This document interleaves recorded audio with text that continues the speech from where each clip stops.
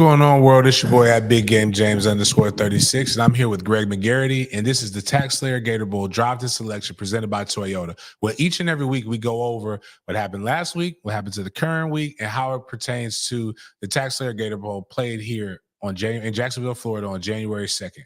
A lot of exciting things have happened.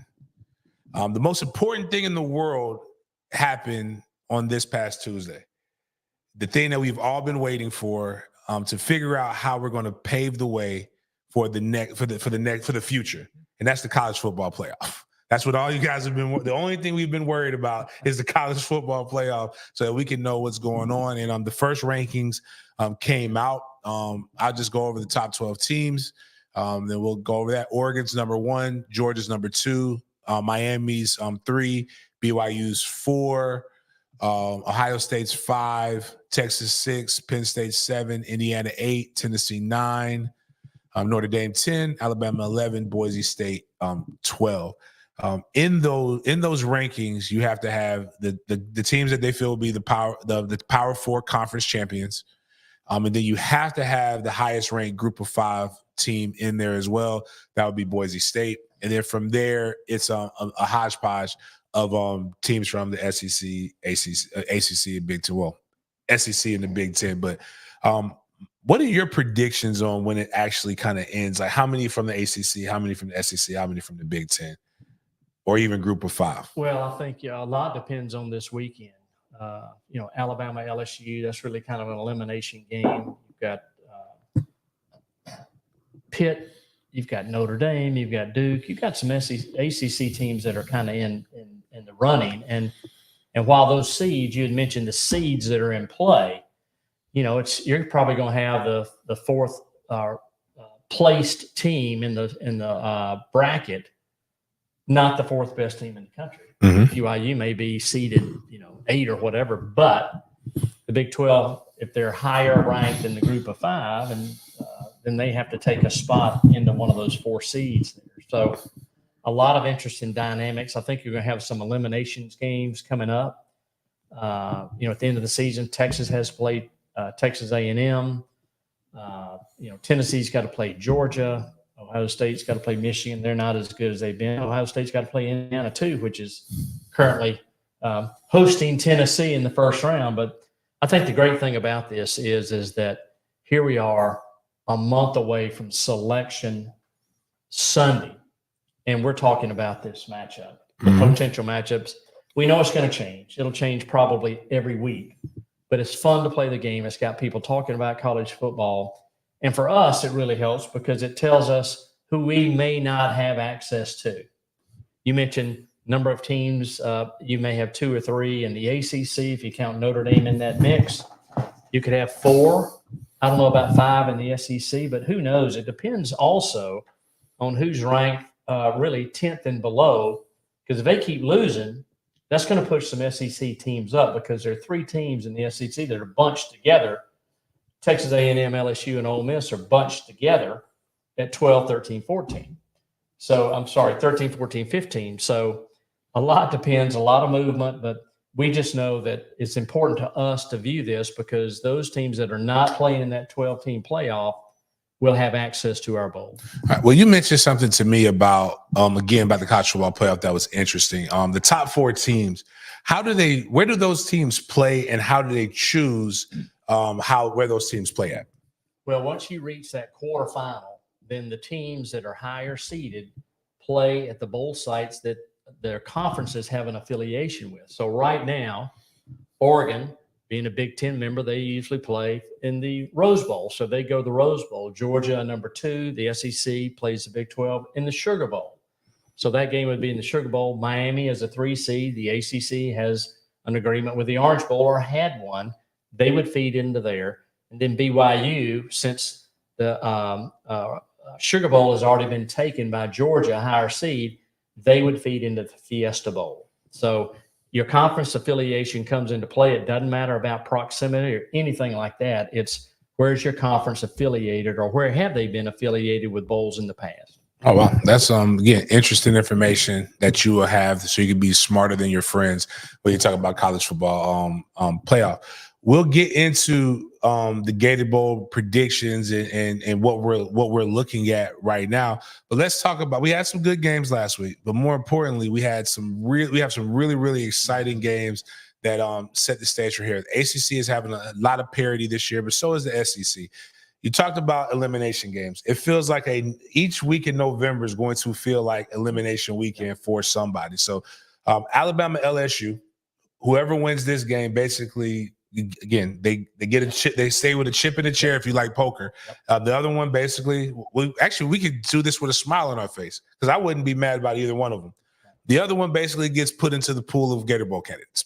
So, but what do you think about that game? Well, I do think it's an elimination game. It's going to be hard for one of those teams with 3 losses to be in play. So 10-2, as you see, Alabama's right on the edge right now with an 11 seed. So they're on the they're right on the edge right now. So if LSU beats them, they'll be ranked higher than Alabama, and Alabama would be in our pool as well. Mm-hmm.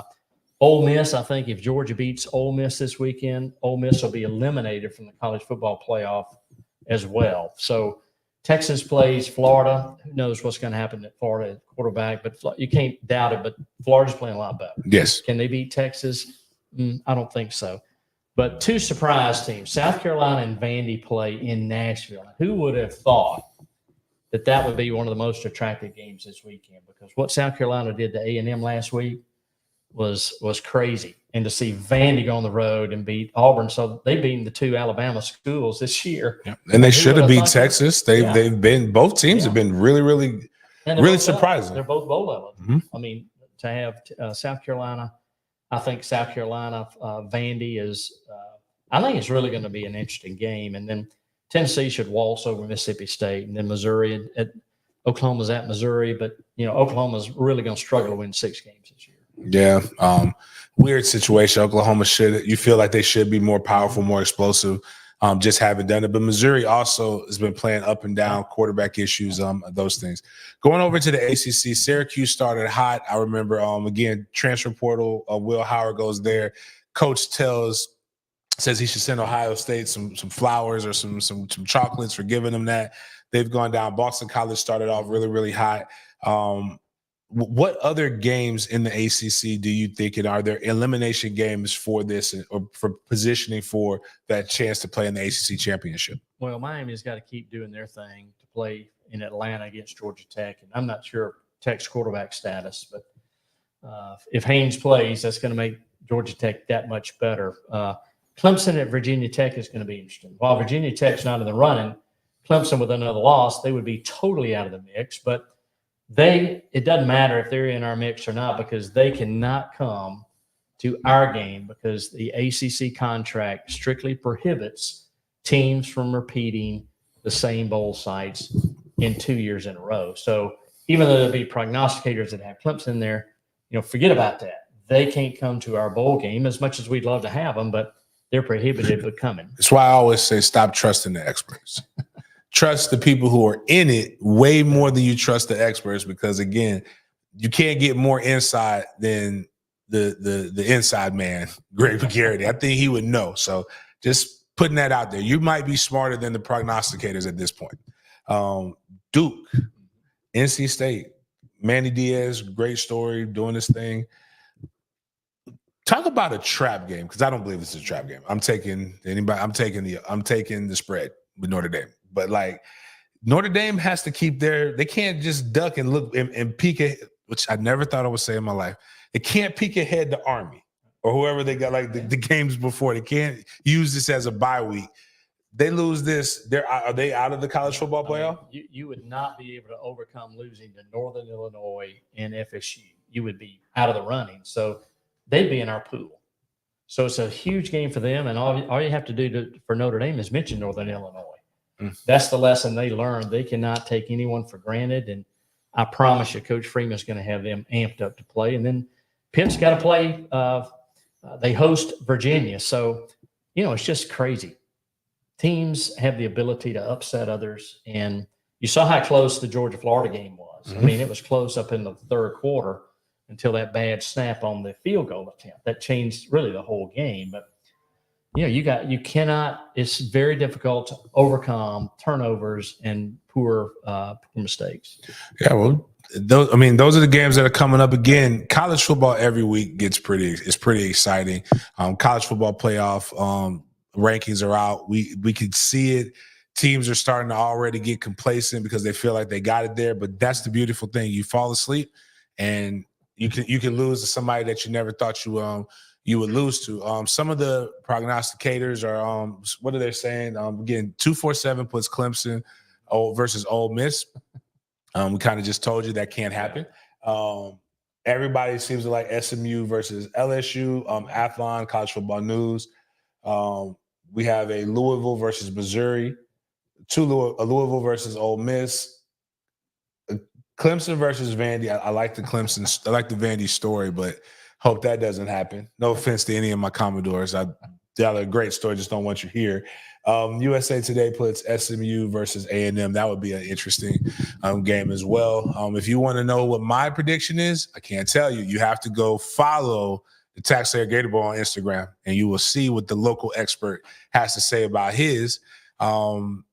Outside of that, the game is getting closer. We will be with you every week leading up to when we actually have the game picked. We'll have our stuff, talk about all of the different things of what you could do with the Gator Bowl. But do with the Gator Bowl game.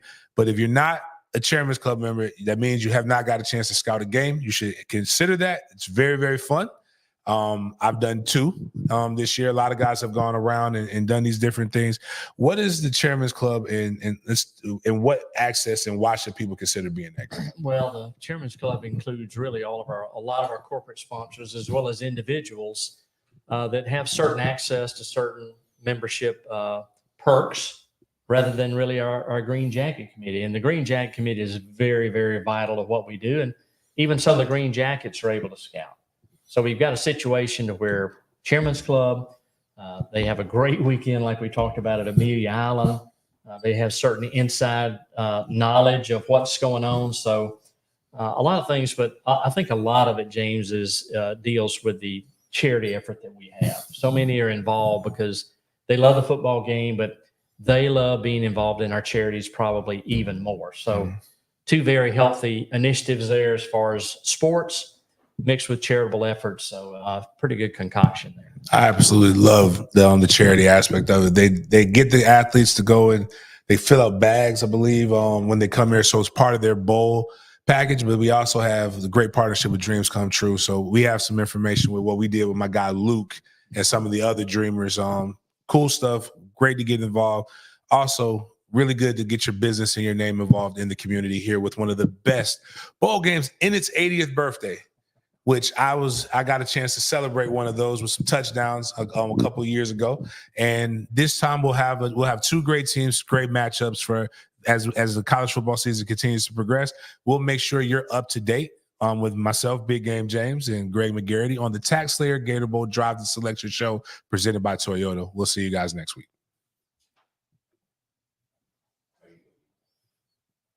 All right. You want to go ahead and do yours?